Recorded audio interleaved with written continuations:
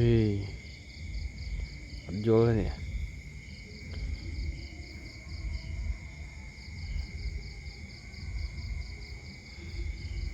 รีสอร์ทไหมเนี่ย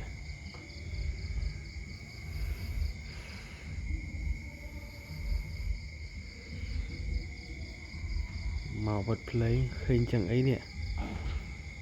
จม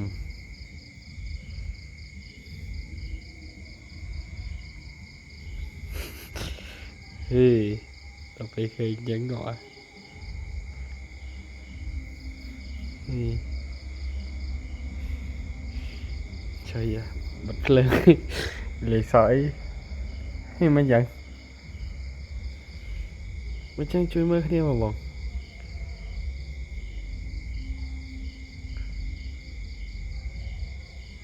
ดังหือแม่นเนี่ย